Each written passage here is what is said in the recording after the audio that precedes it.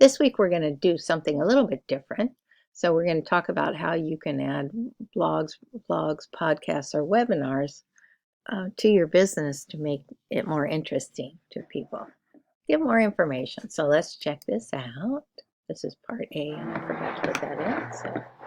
So here's a little post for you to read. But by Thursday, I want you to discuss how you could use a blog, podcast, or webinar for your business. Think of ways you could attract visitors and get them to come back.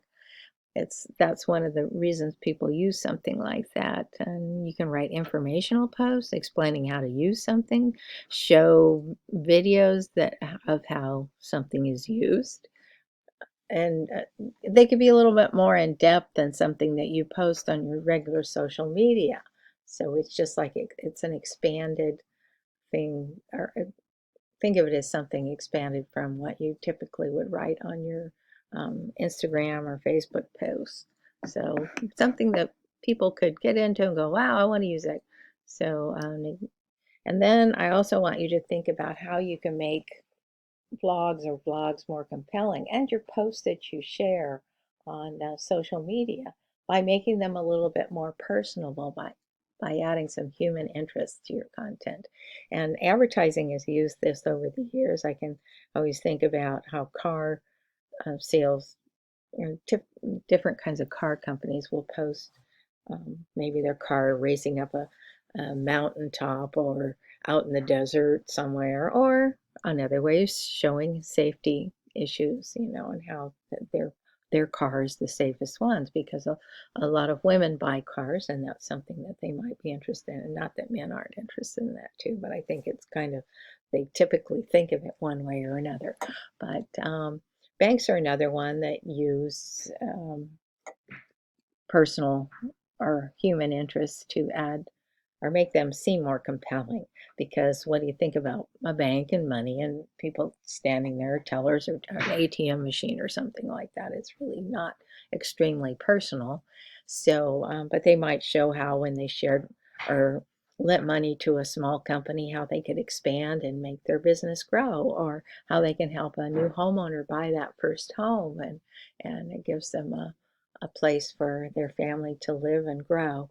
Or, there's all kinds of things like that. Or buy that car that you see advertised somewhere else, because generally you don't walk in with a fistful of cash and buy it. So, but there's a lot of other things that are other ways. I had a student in the past who did makeup, and she would do blog posts sharing how you could put it on for typically for parties to look really nice. But she also had a big part of her business was making people up to go to costume parties. And she would show how to do certain things, and some people could do it, and some people went, oh my gosh, that's too much work. And they would hire her to do their faces before they went to costume parties. And she did fabulous work. So she was doing quite well with that. But that's how she showed it, because it was better than just showing a tiny video or a picture of it. She could show it in the process of being happening, so it became more compelling. Another way you can reach out is the tone that you use when you write your posts and things. Um, you reach out, you can, a common way to do it is with humor, but even, a serious tone. A bank might take a more serious tone or friendly tone, like if you have be talking about buying healthcare, you want someone who's talking seriously about how the plan works and how they can help you out. You don't want them joking around about that. So different kinds of businesses have to talk in a personal kind of way to connect with you with the type of business they're using. So I wanted you to tell me or explain how you think about that. How could it work with your business? How could you use a blog or podcast or webinar? Or how can you add a personal touch? Because you can, in your small posts that you share on typical social media, that can be pick up a tone too.